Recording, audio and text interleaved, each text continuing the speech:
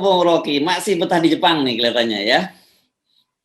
Ya, ada beberapa kegiatan soal lingkungan, ada pertemuan kecil-kecilan gitu. Tapi lebih sebetulnya saya naik ke Gunung Fuji cuman ditutup karena cuaca dan kebijakan setempat. Tapi ya sempat pinggir-pinggir hutan lah situ. Oke, Di Gunung Fuji ya. tengah-tengah. Itu masih bisa, tapi kalau sampai ke puncak nggak boleh. Oke, jadi kelihatannya ini menu baku ya, kemanapun Anda berkunjung, ada kegiatan atau ada gunung itu harus walaupun cuma sampai kaki harus tetap dilakukan gitu ya. Ya, itu tetap karena itu justru yang membuat saya mengiyakan permintaan seminar atau undangan diskusi itu. Kalau ada gunung pasti gue datang gitu. Kalau memang mepet. Oke, tapi apakah benar ya ada orang yang katanya kalau udah terbiasa naik gunung itu memang harus secara berkala harus naik gunung gitu, rasanya nggak enak gitu, nggak nyaman kalau nggak naik gunung atau gimana itu Bung Rocky? Itu sama seperti orang yang kalau udah biasa korupsi dia akan korupsi terus makin lama makin gede itu. Karena ketagihan. Atau yang udah berkuasa maunya terus menerus, kalau bisa 7 periode kan sama aja sebenarnya. Gitu. Cuman niatnya aja yang beda kan. Saya naik gunung supaya sehat dan ya melihat keindahan. Ada yang naik kursi kekuasaan untuk pamer arogansi. Kira-kira begitu. Dan mengintai harta-harta negara. Ya, itu bedanya tuh. Fuji ini berapa ya tingginya? 3.000 berapa? 3.000-an ya? 3.773. Gitu dia. Kira-kira setinggi-tinggi masih lebih tinggi Gunung Rinjani sebetulnya tuh. Karena Gunung Fuji itu gunung kedua tertinggi yang masih aktif di Asia tuh. Gunung kedua tertinggi. Yang pertama tertinggi ya tetap Kerinci. Jadi Indonesia punya prestasi sebetulnya bahwa Kerinci itu gunung api tertinggi di Asia, adanya di Indonesia tuh gitu, di Jambi terutama. Jadi berbanggalah teman-teman di Jambi. Ya. Dan saya kira kan sebenarnya kalau orang Jepang dulu naik ke Gunung Fuji ini ritual ya tadinya ya. Ya. Itu tadi. Ya itu semua gunung sebetulnya tempat ritual. Kalau sekarang semua gunung tempat selfie itu dan itu yang ingin selalu saya ingatkan, bahaya di gunung kita nggak pernah tahu cuaca, badai, kecepatan angin atau kerapuhan strukturnya tuh. Kan sebulan lalu ada seorang pendaki gunung dari Israel, dia naik ke Gunung Rinjani dan salah hitung mungkin jatuh dan dia meninggal, jatuh ke jurang 150 meter itu. Karena Gunung Rinjani itu sebelum gempa itu kira-kira puncaknya itu separuh lapangan bola lah atau lapangan voli minimal, itu bisa kira-kira 30-40 orang. Nah, sekarang dia tinggal ya segede meja pingpong sebetulnya puncaknya. Dan itu nggak boleh naik sampai ke puncak lalu selfie, itu harus segera turun, sebab begitu tambah penumpang di atas gunung, ya udah tanah yang belum stabil itu retak. Nah itu yang menyebabkan warga negara Israel itu jatuh lalu tewas di Gunung Rinjani. Jadi sekaligus kita ingatkan, hati-hati kalau naik gunung, termasuk hati-hati kalau naik kekuasaan itu. Kalau kekuasaan bisa diturunkan oleh mak-mak. Tapi walaupun dua hal yang berbeda gitu, tetapi saya kira punya satu kesamaan ya, ini jadi mencandu gitu ya, naik gunung maupun naik kekuasaan itu sama-sama jadi candu ya. Kalau iya mencandu, tapi kalau naik gunung nggak perlu tunggu elektabilitas. Ya nggak perlu minta sponsor sama oligarki gitu ya. Ya itu pentingnya tuh, naik gunung mah niat aja dan ya hati gembira. Tapi kalau naik kekuasaan kan deg-deg, oligarki nggak kasih ransel, ya itu artinya kosong biaya buat naik kekuasaan. Gitu. Ya oke. Kalau gitu kita khusus ngomongin pagi ini ngomongin soal kekuasaan deh ya. Kemarin baik di luar negeri maupun di dalam negeri. Kemarin kan kita membahas soal Xi Jinping ya, yang rumornya kuat, bukan rumor kuat ya, berkembang rumor di Nepal dan di India dia dikudeta karena dia ternyata tidak muncul dalam waktu beberapa hari setelah pertemuan di Uzbekistan. Nah ternyata dia kemudian kemarin itu mulai muncul dan dia membuka sebuah pameran di Beijing gitu. Dengan begitu ini Ini polanya bagus selalu seperti itu ya, negara-negara yang negara otoriter gitu. Kita ingat selalu dulu rumor muncul itu seperti Putin terus tiba-tiba muncul dan polanya selalu seperti itu, dan ini bukan berarti bukan menjelaskan tidak terjadi apa-apa ya walaupun Xi Jinping muncul. Ya, kelihatannya sinyal-sinyal semacam itu yang menunjukkan ada hal yang rapuh di Cina itu. Secara ekonominya tidak bertumbuh, dan dimensi politiknya tentu ada ketegangan kelas menengah yang melihat demokrasi terhalang di Cina itu, dan pasti ada operasi intelijen tuh. Jadi standar bahwa negara yang tertutup, namanya juga tirai bambu, itu hanya bisa diintip sebetulnya. Kita nggak tahu apa yang terjadi di dalam tuh. Dan sangat mungkin juga Xi Jinping sebetulnya diam-diam lagi ikut musyawarah rakyat. Oke, sementara spekulasi itu mereda, tetapi tetap saja namanya mungkin sistem yang tertutup, negara yang tertutup semacam itu, selalu saja ada spekulasi-spekulasi yang akan bermunculan gitu. Sama dengan spekulasi yang terjadi di dalam negeri juga gitu. Karena ini dalam beberapa hari saya kira sejak kemarin malam ini berkembang isu yang sangat kuat, dan itu dikonfirmasi oleh sejumlah politisi Nasdem bahwa tanggal 10 November nanti itu sudah akan dideklarasikan calon presiden mereka, yakni Anies Baswedan gitu ya. Sementara siapa wakilnya? Wakilnya itu sedang digodok, bisa saja akan diumumkan sama tanggal 10 atau belum gitu. Yang penting presidennya sudah dimunculkan gitu. Walaupun saya begitu baca di internal Nasdem sendiri juga belum kelihatannya belum sampai satu pada kata sepakat, dan itu sekali lagi diserahkan kepada Pak Surya Paloh. Itu tetap itu masih MOU juga sebetulnya tuh. Kalau kita baca secara detail, tentu yang dimaksud dengan tanggal 10 ada upaya untuk menaikkan elektabilitas Nasdem sendiri itu dulu tuh, bukan Anies Baswedan sebetulnya. Tetapi memang ada survei yang memperlihatkan gerak-gerik rakyat itu mengarah pada Anies Baswedan. Nah, karena itu kalau Nasdem nggak ngomong, nanti partai lain justru yang ambil keuntungan dari naiknya apresiasi terhadap Anies Baswedan. Jadi minimal Partai Nasdem udah kasih sinyal bahwa tolong pilih kami sebagai partai, karena kami akan memilih seorang yang punya jejak lebih baik dari Pak Jokowi, kira-kira begitu kan. Tapi dengan mengatakan itu, tentu Pak Jokowi juga bersiap-siap untuk cari siasat agar Anies makin lama makin disingkirkan. Nasdem juga mungkin bisa kena sentilan dari atau jeweran dari Pak Jokowi. Kan Nasdem tetap ada dalam koalisi itu. Tetapi politik kan selalu di ujung waktu kekuasaan semua akan jadi single player. Dan itu sekiranya begitu terjadi, maka Surya Paloh akan jadi tokoh pertama yang mungkin bilang, oke, maaf Pak Presiden, kami udah tidak mau lagi di dalam kekuasaan, kami tarik menteri-menteri kami itu karena kami fokus buat Anies. Kan mestinya begitu konsekuensinya tuh, supaya fair. Demikian juga partai yang lain. Saya kira cuma Nasdem yang bermasalah, karena masih ada dua kaki itu. Demokrat dan PKS jelas ada di luar. Jadi trik, atau bukan trik, bahkan intrik semacam ini juga bisa menimbulkan ledakan baru nanti. Mungkin dalam 3-4 hari ini ada sinyal dari Presiden Jokowi supaya Nasdem sebaiknya mundur dari kabinet.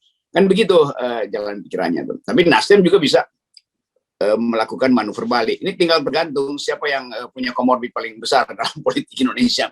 Kalau Nasdem ada komorbid, ya pasti akan nego tuh. Kira-kira itu intinya tuh. Yang lebih aman sebetulnya ya PKS sama Demokrat, karena di luar tuh. Jadi tetap bola panas Anies ini akan dimainkan oleh para politisi, termasuk mereka yang nyari-nyari sponsor baru. Dengan pakai nama Anies kan pasti banyak yang mulai nanya, NPWP-nya berapa ya Nasdem, kira-kira begitu. Oke. Tapi ini analisis yang bagus, dan FNN selalu kasih sinyal aja, kan kita nggak bisa lalu mensponsori seseorang gitu. Tapi kita kasih sinyal bahwa Anies kelihatannya nggak akan pindah dari Jakarta, dia cuma akan pindah dari Merdeka Selatan ke Merdeka Utara, kira-kira begitu. Nah, kalau saya ngomong begini nanti dianggap wah itu ada yang masuk amplop. Enggak, kita tetap membuat analisis. Yang dapat untung ya partai-partai yang sedang sponsori Anies. Tapi itu bagus buat dorong supaya terjadi pembelahan politik baru, jangan sekedar mengikuti keinginan Pak Jokowi bahwa hanya boleh ada 2 calon, nggak bisa itu. Di garansi tidak ada amplop-amplop yang masuk ke FNN gitu ya. Karena kita bukan wartawan amplopan. Oke, sebelum kita ngomongin soal ini tadi, lanjutin soal Anies, saya jadi pengen memberikan semacam penekanan pada Anda. Tadi Anda menyatakan bahwa publik sekarang ini menginginkan agar ada presiden yang lebih bagus dari Pak Jokowi, dan Anies itu lebih bagus dari Pak Jokowi. Itu kesimpulan Anda, pengakuan Anies, atau apa? Karena kalau pengakuan Pak Prabowo kan Pak Jokowi itu lebih hebat dari ilmunya dan strateginya di atas Pak Prabowo gitu loh. Iya, Pak Prabowo sama juga kan, pencitraan Pak Prabowo kan kita udah kenal cara-cara Pak Prabowo mengasuh-ngasuh sesuatu yang dianggap bisa menambah kelucuan politik. Kira-kira itu Pak Prabowo kan.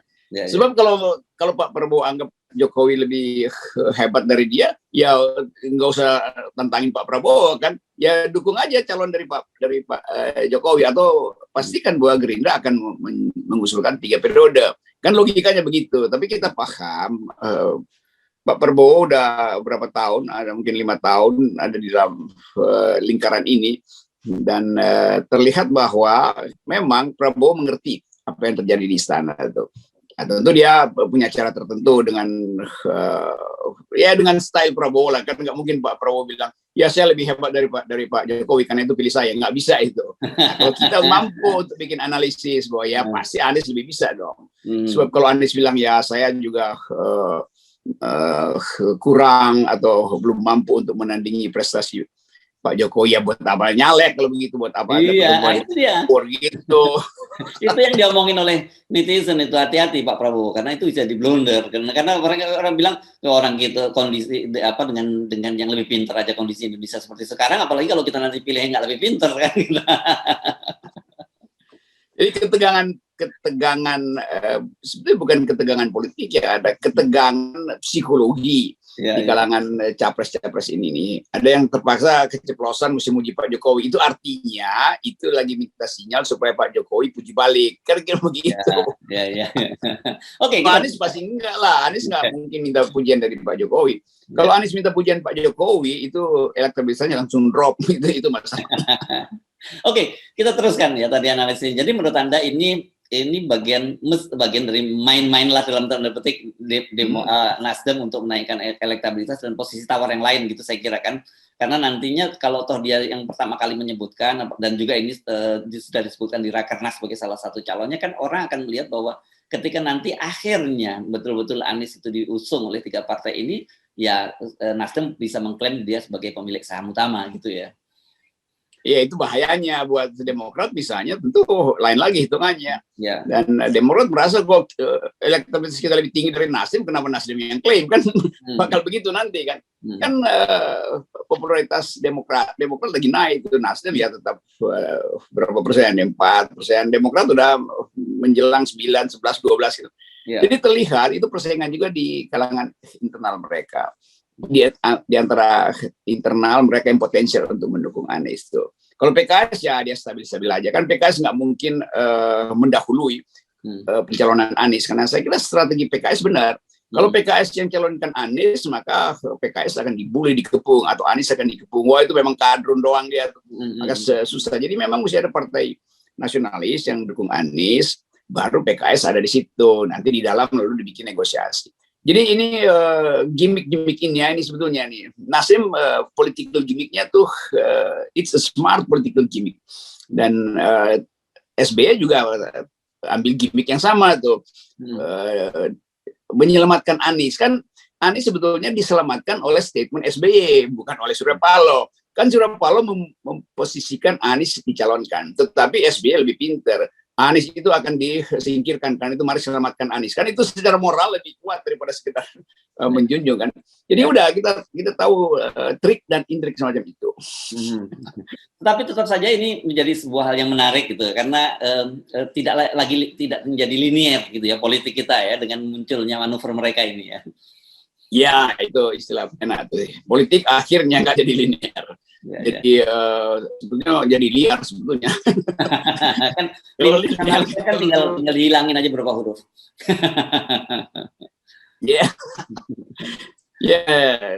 Hal ini yang kita inginkan supaya gembira lah berpolitik kan. Kan yang Mbak Puan juga menunggu kapan Mbak Puan itu dibahas sebagai tokoh, dan ya kalau Mbak Puan udah lewatin kira-kira 12%, nah baru kita bahas sebagai tokoh. Kalau sekarang ya Mbak Puan sebagai orang yang lagi mondar-mandir untuk cari dukungan, cari tiket. Nah itu sebetulnya yang bikin semua potensi untuk jadi liar. Puan tadi itu masih non faktor lah sementara ini gitu ya, Bung Rocky ya. Nah jangan sebut-sebut non faktor. Oh, nanti jangan Dewan Mel marah tuh. Oh, oke. Ya.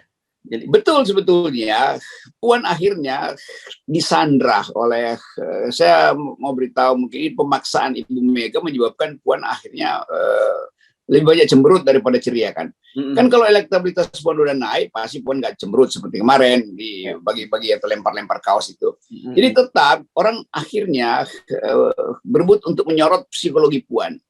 Bisa nggak Puan jadi pemimpin kalau dia gelisah terus tuh? Bisa nggak Puan jadi figur kalau cara dia menyapa rakyat itu hanya dengan melempar-lempar, bahkan nggak ada senyum sama sekali itu kan.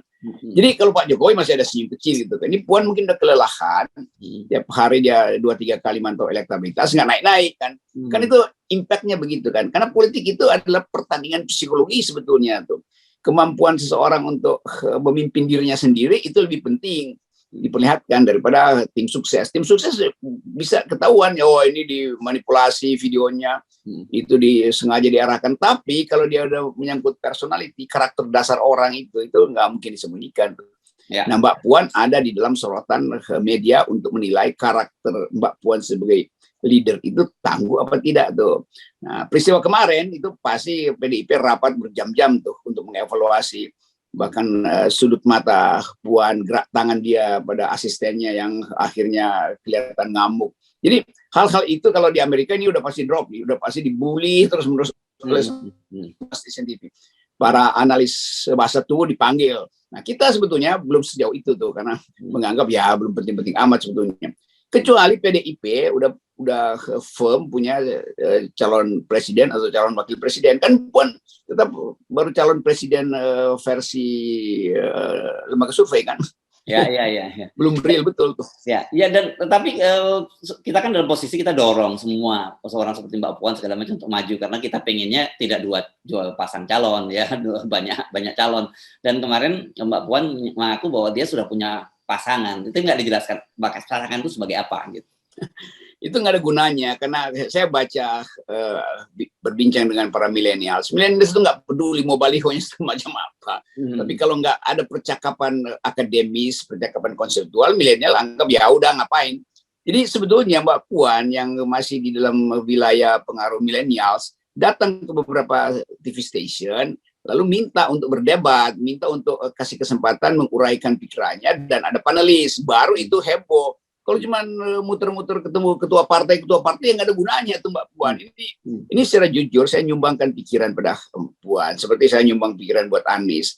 Dan Puan itu dilihat sebagai orang yang nggak punya konsep. Maaf saja kita mesti seperti itu. Nah itu yang mesti dibantu oleh Puan. Enggak, saya punya konsep. Maka terjadi keributan kan. Baru orang anggap, oh ternyata Puan punya konsep. Bagaimana supaya Puan punya konsep? Ya jangan mondar-mandir ke semua partai, seolah-olah disuruh Ibu Mega. Itu nggak ada gunanya. Orang anggap iya mondar-mandir mau ngapain? Mau cari wapres. Nggak ada poinnya. Jadi bikin satu ice breaking, supaya orang paham bahwa Puan di belakang balihonya itu ada diskursus, ada narasi yang kuat sebetulnya. Itu bagian itu orang nggak tahu loh. Jadi orang lihat Puan sebagai ya kayak manekin kan jadinya kan. Padahal itu punya potensi untuk mengucapkan sesuatu, bahkan yang mungkin meledak-ledak karena dia ketua DPR. Itu poinnya tuh. Jadi manfaatkan potensi kedudukan dia ex officio ketua DPR, ex officio lagi ketua PDIP untuk menaikkan elektabilitas. Nah, saya ingin Puan maju di dalam pertandingan dengan konsep, dan itu pasti kita dukung. Kalau Puan mau datang dengan konsep, ya udah kita akan anggap oh beliau itu pertama-tama misalnya Puan itu perempuan, itu udah poin. Dan kaum feminis mau tunggu apa pikiran Puan tentang korupsi, apa pikiran Puan tentang keadilan, apa pikiran Puan tentang stunting sekarang, apa pikiran Puan tentang turunnya IQ nasional yang sekarang dianggap paling buruk di Asia, Indonesia itu. Kan itu, apalagi Puan pernah memegang posisi sebagai Menteri Menko PKM, pemberdayaan. Iya, kan dia MK, sorry, pemberdayaan ya manusia. itu ya kebudayaan dan apalah itu. Dan Ya. itu penting, itu sampai kita lupa pula tuh karena Puan nggak pernah ngomong tentang posisi dia sebelumnya. Jadi pengetahuan Puan mesti dieksploitasi. Nah, ini bahayanya kalau tim sukses Puan itu sekedar mengandalkan baliho. Bagi milenial, baliho itu nggak ada gunanya. Saya udah ngomong milenial lingkungan, milenial teknologi, menganggap itu apa itu. Orang mau bicara masa depan dengan isi pikiran. Ya, oke. Setidaknya saya mencatat ini yang kedua kalinya Anda sudah memberikan masukan untuk Puan Maharani. Ya, kita tinggal lihat apakah akan ada perubahan atau tidak. Karena kalau masih menggunakan pola yang lama, saya kira tidak akan ada. Ya, justru yang terjadi malah bulian gitu kan. Dan kita terkonfirmasi kan kemarin dari hasil surveinya CSIS juga menyebutkan bahwa anak pemilih muda itu dia menginginkan tidak lagi yang presiden yang merakyat dan sederhana. Itu jargon usang yang sudah. Iya, betul. Gitu. Ya itu kan nanti PDIP ngomelin kita lagi nih, FNN kok jelek-jelekin Puan. Bukan, kita beritahu bagian buruk dari Puan supaya diperbaiki itu. Kita beritahu apa yang sebetulnya potensial pada Puan. Jadi jangan saya diomelin lagi sama PDIP tuh. Ini kan PDIP kan banyak aja tuh buzzer-buzzer yang ingin menjebloskan orang supaya terjadi keributan di publik. Enggak. Tetap FNN dorong semua orang, tetapi konsep FNN mendorong kalau punya konsep, kan gitu kan. Kalau di belakang kepala orang yang nggak ada ide, ngapain kita dorong-dorong? Kan kita ingin lihat persaingan politik 2024, kalaupun itu terjadi, itu dasarnya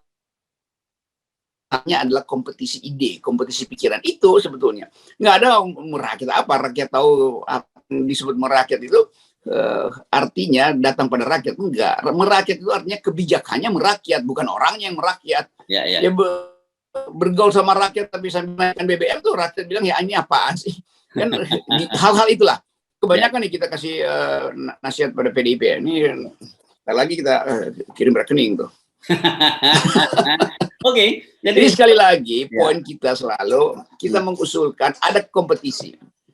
Kan orang suka bilang, oh itu FNN nanti bakal membuli semua orang supaya bisa dibeli redaksinya. Enggak, ini betul-betul kita ingin ada kompetisi. Sama seperti orang bilang Rocky Gerung itu udah terbeli karena bergaul sama Luhut dan dengan Gibran. Enggak, justru kita kasih kritik dan akhirnya semua orang tahu bahwa kita nggak berhenti untuk memberi kritikan.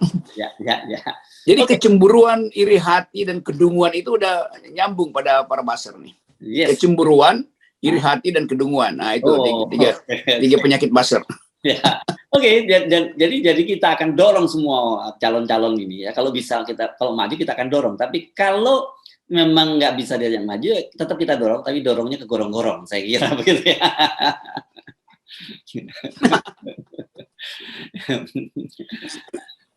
Udah, jangan ingatkan sesuatu yang memang udah ada di kepala. Oke. Dianggap tidak ada. Nah, yang tadi. Oke. Bung Rocky, tetap 0% ya. Ya, salam buat Anies, salam buat Puan, salam buat semua yang berupaya untuk membersihkan Indonesia. Oke, thank you.